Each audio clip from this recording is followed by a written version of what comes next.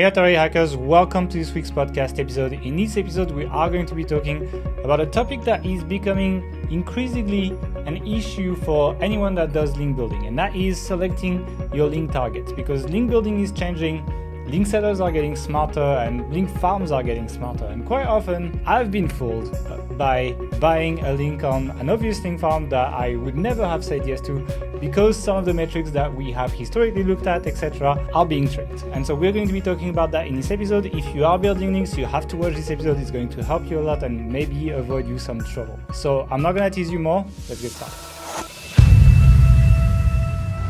Hey everyone, welcome to the Authority Hacker Podcast. In today's episode, we are going to be talking about something that I think is going to be interesting to a lot of people who are listening to this. We're going to be talking about link farms, and we're going to be talking about link building in general, but the fact that more and more sites that you're most likely outreaching to and getting links from are link farms at this point, and they might not do what you want to your rankings. And I actually asked Mark just before this episode, what image I should take to get started. And the image I had was, I think link farms are the best proof that free market is the best way to push innovation forward, because all these link farms have been changing so much recently and nobody's talking about this in the industry. And honestly, they fooled us quite a few times in the last few months, making us believe they were real sites when they were not real sites. And we'll show you exactly what fooled us and what we got essentially. And that was quite interesting. So we're going to share that experience with you. We're going to share with you the learnings we have and probably the sites you should avoid getting/buying links from. But before that, you know what's coming. How's it going, Mark? Well, I love, first of all, how you say that I somehow approved that analogy when it was between one of your two bad choices, and then I didn't actually approve of it, but sure enough. That's approving for me. Let's go with the free market economy causes link farms. The other one was COVID variants. It was even worse. So yeah, I think I think that's fine. I think let's stick with that. But anyway, people are not here to listen about the free market. There's free economics for that. It's a much better podcast. COVID variants, I'm not sure which one you would be listening to. But let's talk about link building here, because that's what people want to hear about. And so I want to start with some stats, because actually we recently did a link building survey, and people have we're in the process of processing the results right now. So we're going to be giving you guys a bunch of insights on the link building market in a few weeks. The writers are still working on it, crunching the stats, etc. But 50 to 60% of all the participants in that survey, which is almost 800 people, are doing guest posting as a link building strategy. And I think that was the number one link building strategy that people were using across everything, basically. So that was the most used tactic. And about 80% of the people who do guest posting were paying for guest posts. So if you're not paying for guest posts, you're in the minority at this point. 4 out of 5 people are paying for guest posts when they're doing guest posting. So when someone says on Twitter they're doing guest posting, they're most likely paying for it, even though they might not necessarily state it. But there's 1 in 5 chances they're not paying. So just don't judge them too quickly. And then for those who don't pay, people said basically that they are in a niche where it's risky or too difficult to pay, that they are not able to find good paid opportunities. So they're open to the idea, but they just can't find it. And I think they might, essentially have had some of the thoughts we're going to talk about in this podcast, or that they couldn't find niche-specific sites in a niche, basically, and they didn't want to get links from generic sites. So that gives some context. Guest posting, it's hot right now. Let's just say that. It wasn't so much PBNs were more of the rage 3-4 years ago, and now I don't hear about PBNs that much anymore, although I think a lot of guest posting is PBNs these days. I think we could say that. They've evolved. Exactly. They're like a COVID variant. See, it's a great analogy. And so I think these two have kind of merged at the low end of the market, and that's what's happening. And now everything's a guest post, but nothing's really a guest post. So explain to us maybe what the problem is with these link farms and why we should be avoiding them. Yeah. So basically, this all comes back to your free market analogy at the start, right? I see you like it. SEOs value links highly, and rightfully so, because evidence has shown that links dramatically improve rankings.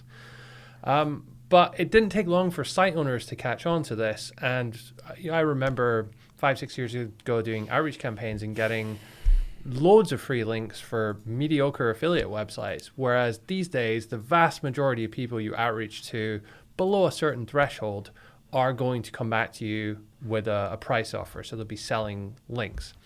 And this dichotomy has been made worse by the in certain niches, the such as CBD, you can't buy ads, so the only way to promote is through doing SEO and through doing link building. Other niches such as casino, very difficult to get links naturally or from bloggers from legit sites. So you tend to have to buy links. So there's this huge budget and demand that's cropped up over the last few years, particularly from CBD, I might add. And there has thus been a selection or a section of site owners, or perhaps they were former PBN owners or some combination of two, who realized they can make a lot of money selling links to these people. And so people have started building huge businesses around this. Like I know of one travel blogger who built, I think it was over 100 websites in that space selling links. And this was going back many years ago now. When we did a recent hiring spree for a link building role, several of the applicants who applied actually worked for companies who were essentially link farms. So we got a bit of an interesting insight into how they operate. Writers as well, actually. The scale they work on. Yeah, writers another one as well, for sure. So in a way, these link farms are really just a reaction to what people want. Links are hard. So if they can be commoditized and bought and sold easily and quantified using metrics such as DR, there's going to be a market for them. And there's a high profit margin on them, on selling them. Huge. Yeah, a lot of money to be made in this space. Now, the difficulty in 2022 is spotting them, because if you go back just a few years, they all looked the same. They weren't very well designed. They stood out a mile. You could literally just look at the homepage and think, yeah, it's probably a link farm. And that was that. But of course, free market economy, link farmers, the people running these sites adapt.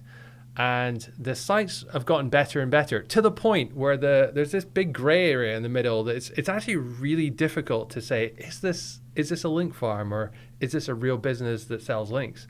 And that gray area in the middle is getting bigger and bigger and bigger. So we wanted to go through a number of different factors you can look at to help you build up a picture of what's going on with a site, because it's not so simple as just looking at the homepage these days. I think before we go through the factors, I want to do two things. One, I want to say that you don't like my analogy. You fucking love it because you just talked about it all the time. Hey, and I'm just following the party line here. You started it, so I'll finish it. And second, I want to talk about like what the consequences are from getting links from link farms, because I think that's an important point as well. Like recognizing them is one thing, but it's like, is it really that bad to get links from link farm? Like, do they work? Do they not work? Can they hurt you, etc.? And honestly, it's hard to give a definitive answer on this because it always depends. It's SEO. But I think that if you have too many links from very obvious link farms, it can be negative for you. We believe we have one site recently that actually got affected by that. I think we made the mistake of being too lax in the links that we picked, and then it actually affected one of our sites. And that's what made us look a lot deeper into that, and that's why we're talking about this today, so you don't have that mistake. But I think if you build the occasional link from link farms, it's like, at worst, Google's just going to ignore it. At best, they're actually going to help your rankings. I don't think Google flags all of them, etc. But I think it's just something that you need to be a little wary of if you are doing lots of outsourcing your link building and like paying third parties, or like, not looking too closely to the links you're acquiring. Because if it becomes a big part of your link profile, then I think there could be risks. Again, it's hard. Like Google doesn't necessarily tell you these days you've been flagged for links or penalized for links, so you're getting less traffic for links. But from my research, I've seen several sites that have done a lot of that kind of link building that got negative traffic effects from these core updates, basically. And I suspect it might be that, but I can't say for sure, and there's no science behind it, so I want to put a big disclaimer around this, It's also, when we look through a list of links, it's not that difficult to spot the link farm. So we're able to do it pretty easily. I don't think it's too difficult for Google to start categorizing these in such a way. So. Not only that, but Google could have a policy change, right? We know when Penguin rolled out a long time ago now, like they didn't penalize you for the links you built after the update. They penalized you for the links you built before the update.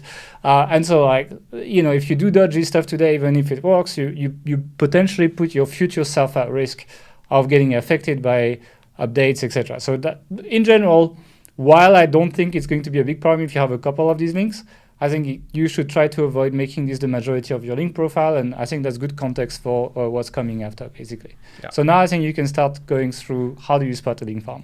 Okay, so the first is a very basic look and feel. I've got an example here. It's forsoftwaredownloads.com. And this is what I was talking about before when I say this is like the classic link farm look. I'm not sure exactly what is about it. It's like probably like the text logo, that black nav bar that looks like the default WordPress it's like the theme. 1995 design, and, Yeah, the PowerPoint logo. It doesn't look like much TLC's been put into it. Like, would you read that site? If you landed on this from search, and you'd land on that site, do they run ads? Like, that's we'll talk about that, but I don't think they're even running ads, right? No. Yeah. So, like, it's super obvious. Like, a site like that not running ads, I'm like, okay, see you later. Well, I wouldn't say the ads I wouldn't actually say the ads affected that much, because there's plenty of sites. I know, but like a site... We'll talk about that, but like, there's no way they make money from this basically, other than selling links, and it's like it's a problem for me. Yeah, I mean, I for now though, I just want to focus on like that initial look and feel though. Yeah. Because this is what most people were used to when they were looking at link farms several years ago, and they could spot them a mile away.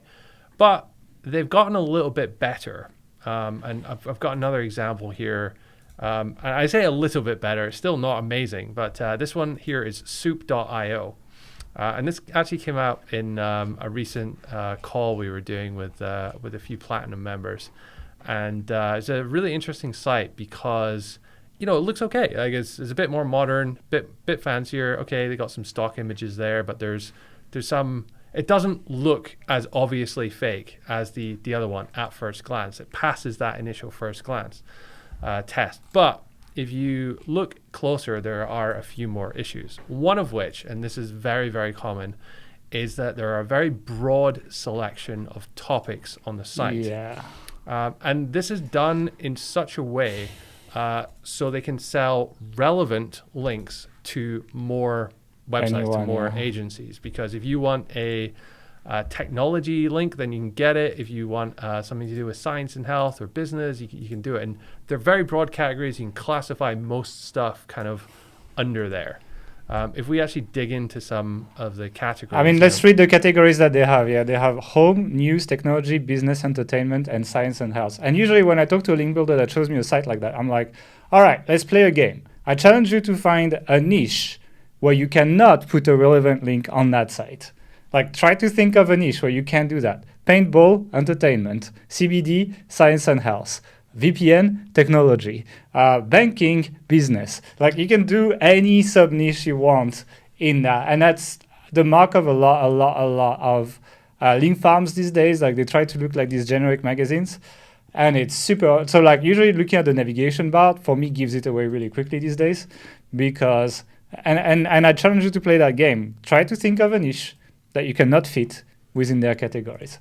And if you cannot think of one, it's 90, unless it's a site you know about, like Forbes or something like that, or Mashable or something, then it's a link farm, very likely. Or it may be a local newspaper. That's the one thing that might be actually okay. But actually, several local newspapers are also link farms. So yeah, that's a problem. And we'll talk about that later as well. But I want to really avoid making too many definitive statements like if this, then it's a link farm. Because there's so many different factors here, which we'll go through in this podcast episode.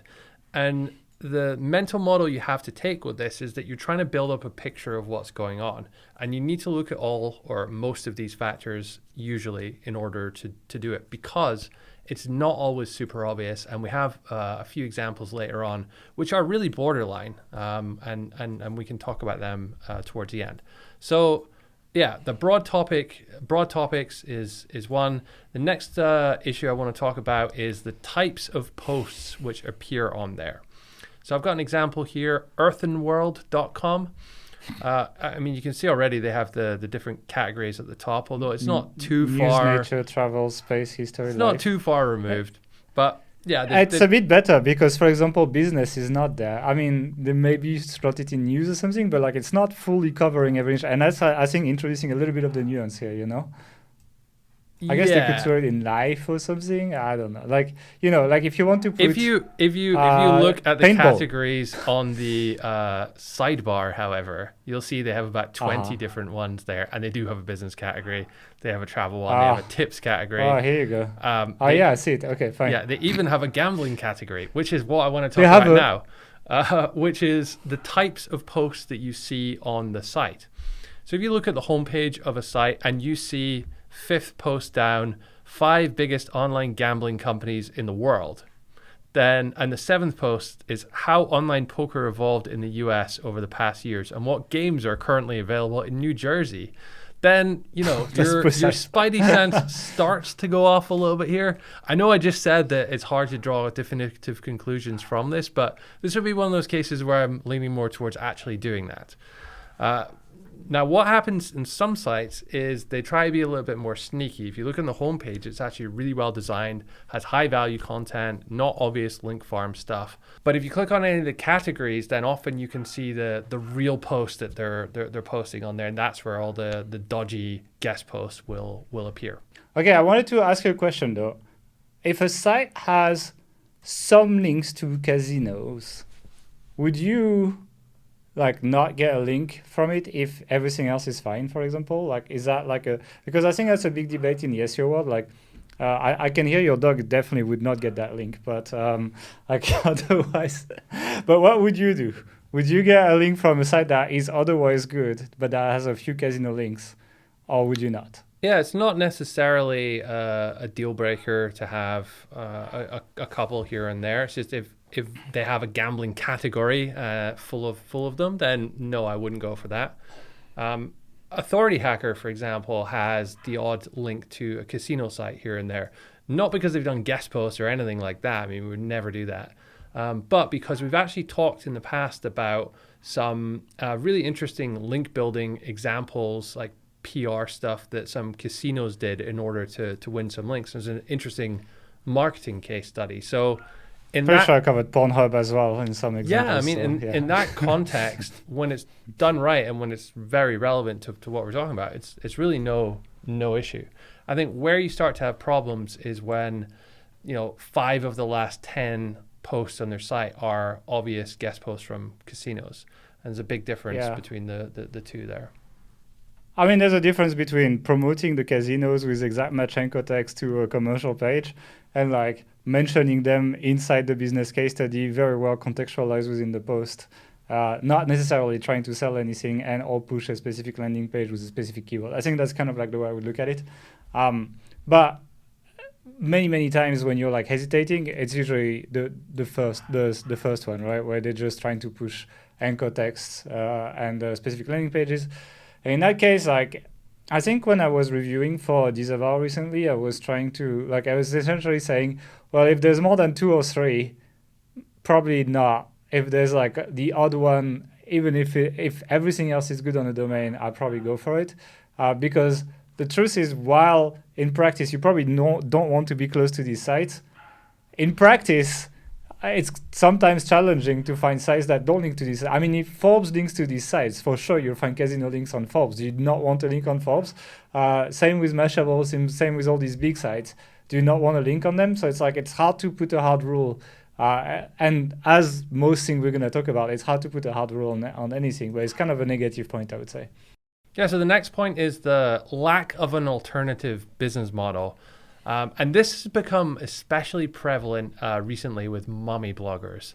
And I don't mean to single them out specifically because it happens with all sites, but I just seem to have... Is that a misogynistic comment? Are you going to get cancelled? I just seem to have noticed a lot of these types of sites where someone has started a real blog and has started blogging, started writing interesting information, sharing insights from their personal life, whatever. But because they haven't really approached it as a business, they perhaps haven't made so much money, or just made a few $100s here and there. And then as they start growing in DR and traffic, they start getting offers from CBD sites, from casino sites, from anyone doing link building, hoping to get a link. Yeah. And they realize that they can make a lot of money, like, sometimes a full-time income or even more, just by selling links on their sites. So they start doing that. And then they start to try and like do more of that and more of that. And then that just becomes their business. So you end up with this site, which is, or originally was a real site with a real person behind it. But all the recent posts are just obvious paid link stuff to often. Sometimes not they're such mixed nice. as well. Sometimes they keep blogging as well. Like it's not so obvious. Like sometimes they keep adding other content and mix it with paid posts. Sometimes they hide the paid posts and they put only the real posts on the front, on the homepage, etc. It's quite tricky. Yeah. That's true. There's an example here. I'm going to use optimisticmummy.com. Keeping the positivity in a crazy hectic life, and there's a blogger here. Except the first post is all you need to know about gambling laws in Ontario, Canada. Or the second one, 6 instances where you will need a family lawyer. And it just, you start to build up a picture of what's going on here, what's happening with the site, and what's going on with the business model. They also have this Casinable, which is a casino site, ad kind of on the sidebar as well, with a text link as well. And yeah, it's pretty obvious what they're doing and why they're doing it. And this would be a kind of big red flag for me when I'm doing. But I don't think it's just mommy bloggers. I think the main point of this is like, does the site, how is the site making money? And if you can't answer that question other than they're selling links, then it's probably a link farm. So like that's why, for example, earlier in the episode I was like, okay, this site is not even running ads, because I know it's counterintuitive, but I'd rather see a site filled with esoteric ads all over.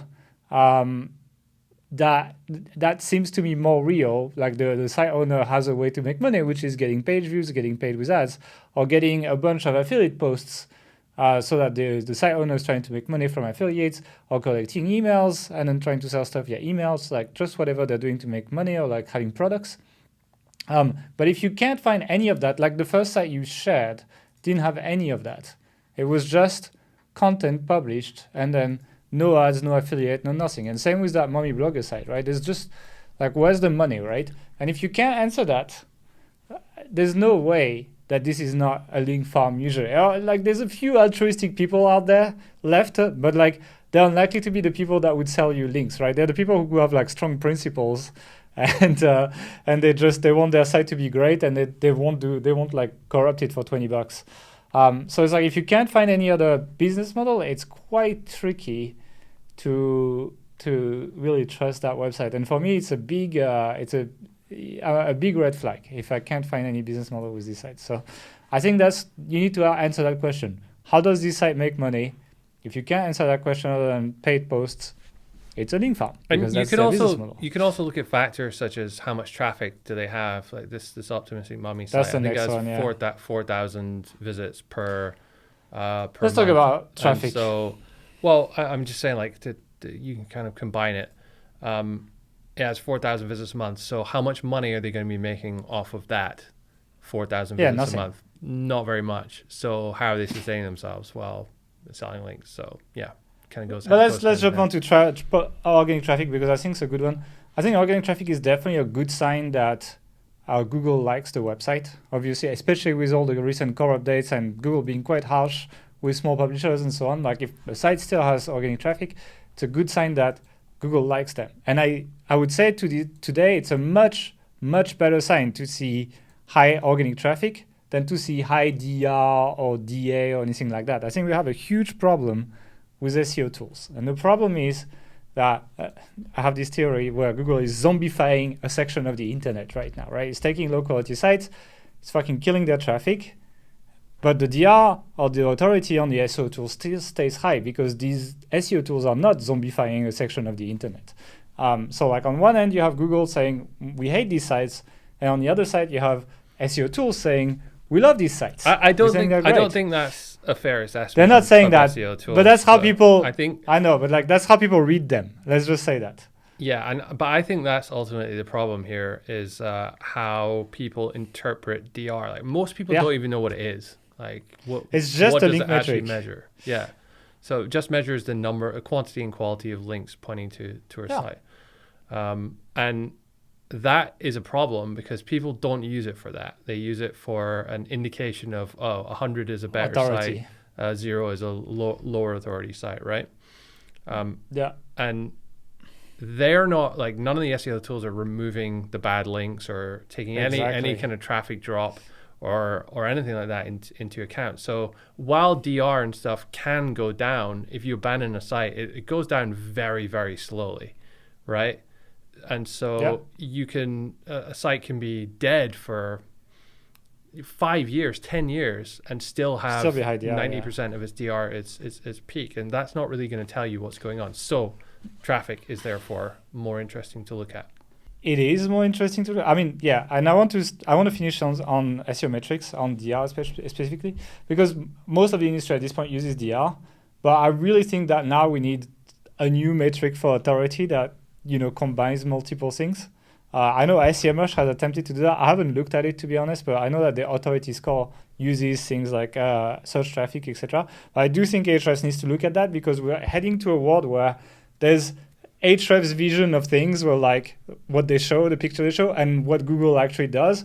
It's becoming more and more split. It's like it's not the same picture anymore, where it used to be much closer in the past before all these core updates, etc., that essentially kills low quality sites even though they're high authority and have lots of links, Ultimately, though, it's only a small percentage of the internet that this is affecting.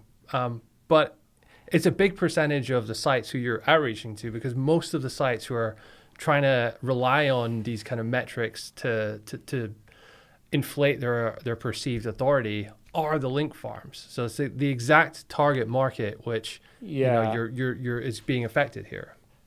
And the people who pay for the SEO tools, they care a lot about that, even if it's a small part of the internet, right? And it's so that disconnect is a huge issue because a lot of people, they are wrong in the way they read these metrics. But, when you sell the tool and when you build the metric, I think it's your job to do essentially a communication campaign to re-educate your customers. And maybe, I don't think they need to change the R. I think they need to come up with a new kind of like authority metric that would then take more into account than just links because I think links just don't cut it anymore. Like you see sites with lots of links getting dunked on by Google, and then they're just recycled as link farms. That's what's happening. It's kind of like the cycle of life SEO version, where essentially like sites get high authority. Eventually, like it goes wrong editorially or whatever, or they just have lots of shitty links. They get dunked on by Google, minus 95% traffic, domain drops. Someone picks it up, buys it on the auction for like 10 grand, builds a shitty PBN on it /link farm, and eventually resells links for a bunch of money, tries to get their money back and make a profit. And the problem is it's kind of like the zombie apocalypse, right? Like when one bites you, you just become a zombie yourself, and then eventually it spreads, and so it's a bit of a problem. I've got an interesting example here of a site, actually, European Financial Review, so DR62. And at one point they did have 10,000 visits or something, which isn't amazing, but they now have 545. So if you don't look at traffic, you're just looking at DR. It's a DR62 site. You think, that's a good link. Finance. But it's actually more likely not such a good link. Yeah, so usually I look at two things. And it's funny because I've been teaching that in TAS for years, actually. Like it's since TAS 2.0, we have this. So it's almost like 6 years or something, 4 or 5, no, even a bit less, 4 or 5 years. Teaching to for people to look at the organic traffic divided by the DR and then look at that number. Because what it does is it gives you an idea of like the SEO efficiency of a given domain. Like how much authority do they have? And what do they do with it? Are they successful at actually transforming that authority into organic traffic? So when you compare sites, if you divide these two metrics together, I do that with my competitor research when I want to pick up keywords, because then I identify the overperformers of my industry, and we can kind of like look at what they're doing and inspire ourselves from what they're doing. It's one of the metrics that we do. And I think now it's probably a good metric for link building as well. I think just building that metric of like, organic traffic divided by DR, it's obviously not perfect because DR doesn't scale linearly. So like this scales linearly. I think you could make a more complicated formula.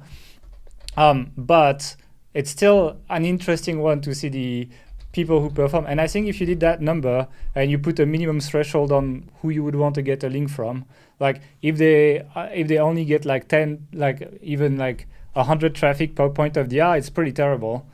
So like if the number is less than 100, then I don't want to actually get a link from that site or something. So I think that would be an interesting. We haven't explored that. I was just thinking that you should probably put a threshold, but I think it's a good one to look at. Better than just looking at DR, at least. It's not perfect. I think someone can do a better job, but yeah, that is an idea. And if you want to learn more about TAS, the Authority Site System, and the training in there, go over to authorityhackertraining.com.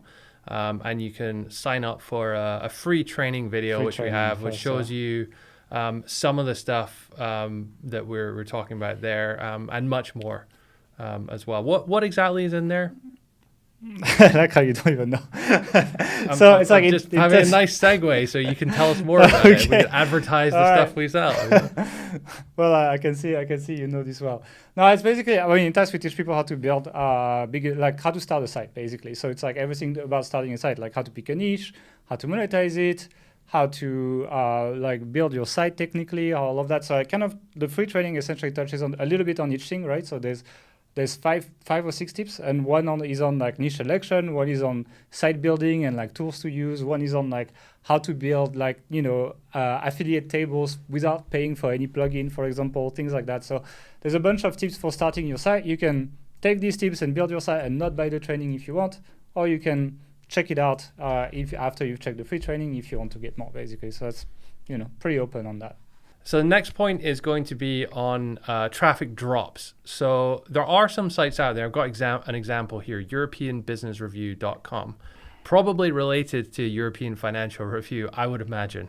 But they have a DR of 79, which is really good. This is amazing, amazing DR. And they have, 62,000 traffic, which is decent. It's not very efficient if we're using the metric you created for us there, Gail.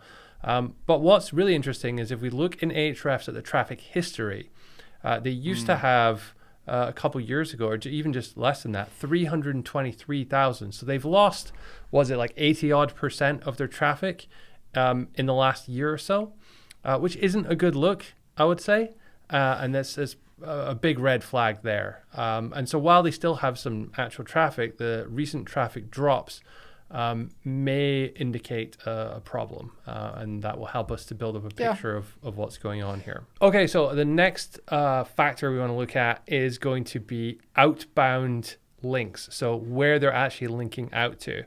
And we kind of touched on this a bit before when we look at the types of guest posts and the content on their site.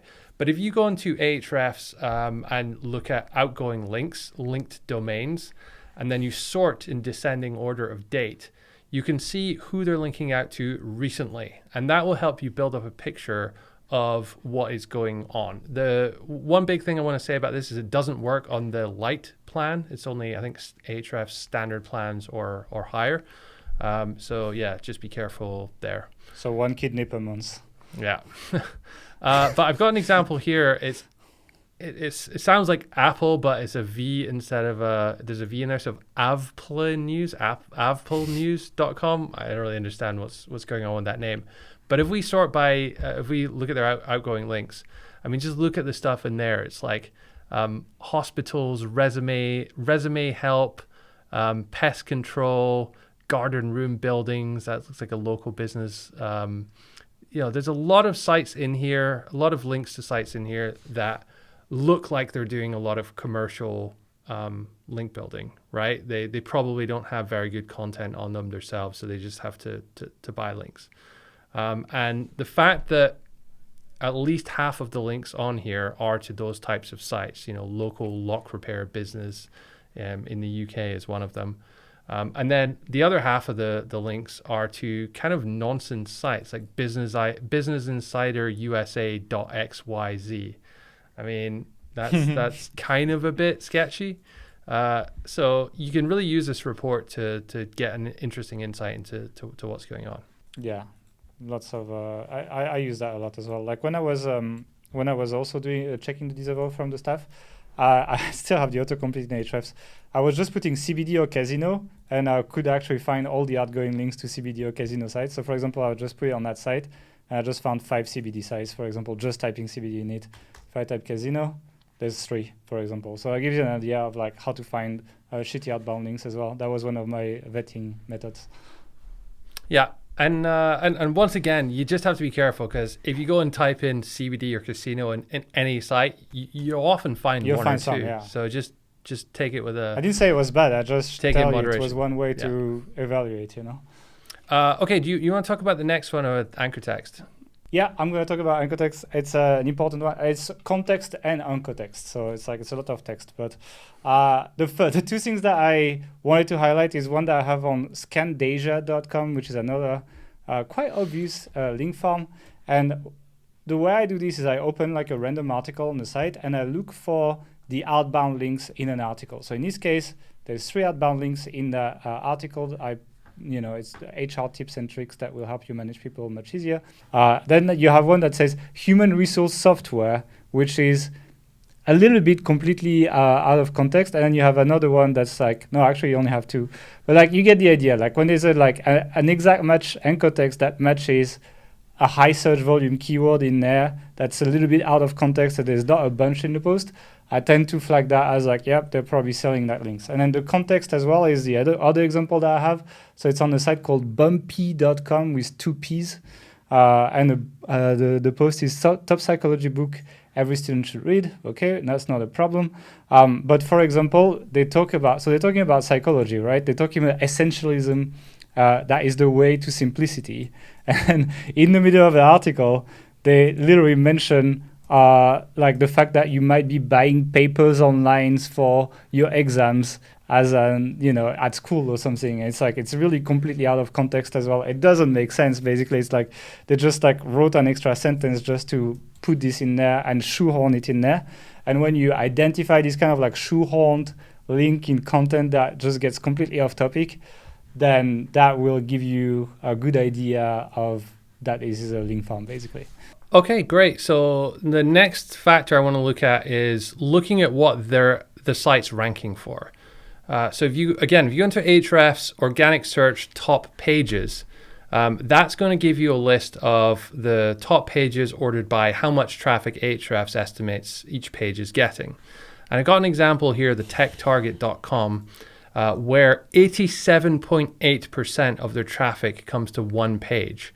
And that one page ranks for some term, methemy or something. Methemy? Yeah. I don't even know what that is. But that is also not even in English markets, but in Vietnam. So they're getting all of the traffic, or most of the traffic in the site is attributed towards that one page that was ranking. And we talked about this in the podcast a few years ago. There's example of a keyword. It was like 0x0, 0x0, which is a common Windows error, which people were searching for. And some sites managed to rank on page 1 for that, and they're getting like hundreds of thousands or millions of visits in Ahrefs. And there were a few kind of weird anomalies in certain keywords that were causing things like that. And it certainly seems that there are still, albeit less so, like cases of this happening. So always check or if you have time, check a site, look at the top pages and see if they're actually getting traffic to anything legit, anything relevant, anything to do with what the topic is about, or if it's random foreign language. I'm not going to say nonsense keywords because I don't know what it is, but you get the picture.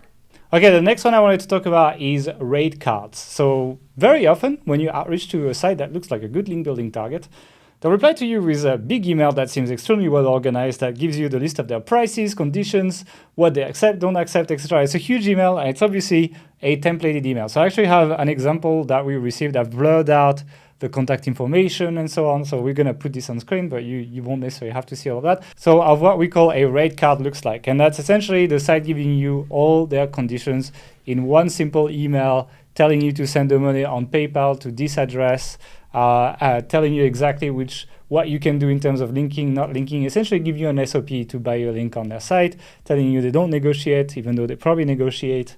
And then when you see that a site is that well organized and has put so much thought into the process of link transactions, you can tell that it's not their first rodeo, that they've done it a few times.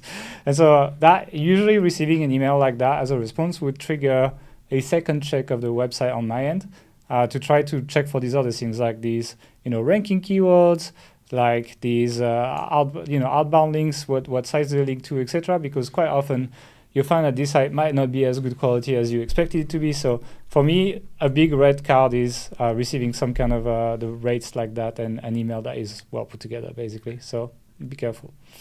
Yeah, it's a really difficult one for that, because if you are selling link, if you're a real site and you're selling a few links here and there, if you're an organized person, you're probably going to develop kind of rate card.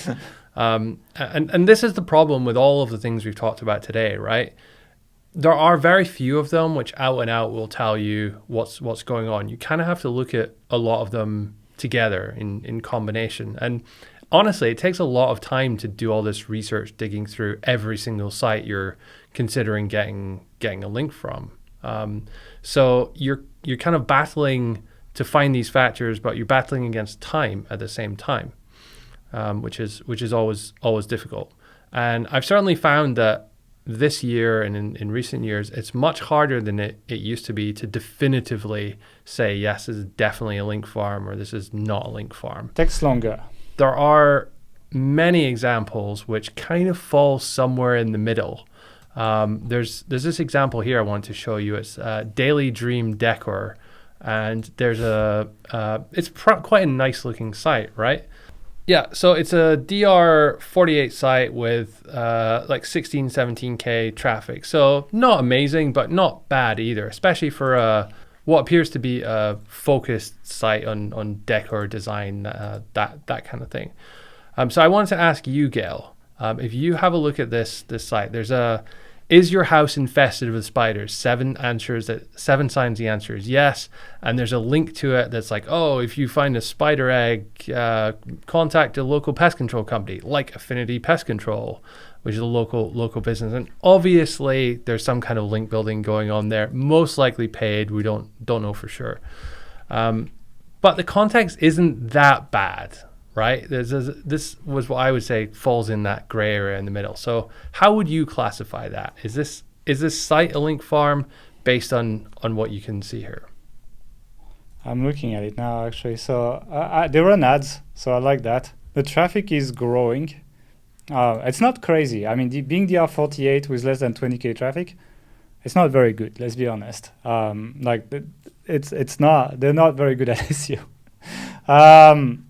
For this niche especially, it's an easy niche to get traffic in. Like a site like that's run properly should be over 100K already in traffic. If I look at the outgoing links, I'm going to do my CBD casino trick. I see 3 CBD sites, and I see, and that's not even I see 2 casino sites. So it's like, that's definitely falling in. It's like, okay, there's some of these links, but there's not necessarily that. I'm actually looking at like one of the pages. You have to be a bit careful though, because one of those CBD links is not a CBD link. It's called CBD Glass Studios, which is a glass design studio. It just happened to have CBD in their name. Yeah, it's not so simple, but they are definitely selling links. Like I'm finding it, like definitely I see like the casino one, like the changing face of casino and gambling. They are selling links, but at the same time they're a bit smart about it, because they talk about the layouts of casinos and essentially the interior design of the casinos. So it's like, it's not completely stupid to do it that way. So would I buy, like my question is, would I buy a link on this? Yeah. I guess it depends on the rest of your link profile, but It's not a great link. I wouldn't be excited about it. Yeah, but you can see how this is one that can kind of, you could go either way with it, Yeah, right? It's not a lot of people easy to say. It depends on your policy. I think it's like you need to build a spine for your link policy, right? It's like there's some projects that'd be like, no, only great links. And there's some projects I'd be like, you know what, I don't give a shit. I just need some links and catch up. My competition is building a bunch of much worse links and they're doing just fine. Maybe I'm just going to go after that kind of link and it's completely fine. So I think it depends on the project. So some projects yes, some projects no. I guess it depends. That's my answer. I like to build an editorial guideline for the links I get to a given project and like how hard we try, you know? And I think this is the ultimate takeaway, which I'd like most people to have from this show, is there's very few rights and wrongs when it comes to choosing whether a link's good or not, whether you want it or not. It always depends, of course. It's SEO, but it's depending more and more these days. As sites like this, which could be a legit site. Can we put that on the thumbnail? It's depending more and more. Sites like this, which could be a legit site selling a few links here and there, or could be just a very well put together link farm. I don't know. Are existing and transacting in the link market. So that's really the takeaway I want everyone to have from this. Yeah, I think that was the thing. It's like it's quite complicated and it's not like a quick glance yes no anymore. You can't look at one number and say yes no. You can't look at one given metric, like even organic traffic, you can cheat it essentially. You can cheat everything. Yeah, people, I mean, they're answering to the demands of the market. What happened is people were buying links on very obvious link farms and people were complaining. They were like, we don't want these links. We don't want to pay this much for these links. And they were like, okay, how do we make links that we can sell for more? And they essentially came quite close to looking like real sites. But in the eyes of Google, they're not real sites in many cases. And a lot of these, I'm pretty sure they'll probably just do nothing. You'll spend money and you'll just waste it. And we don't want you to waste your money. So I would say that you should put a little bit more effort than you probably have historically into finding the right link targets for your link building. And that was what this podcast was about. Any final words of wisdom, or you already did it? I'm good, thanks. You're good. All right. Well, thank you for coming for the podcast, and we'll see you in 2 weeks for the next episode.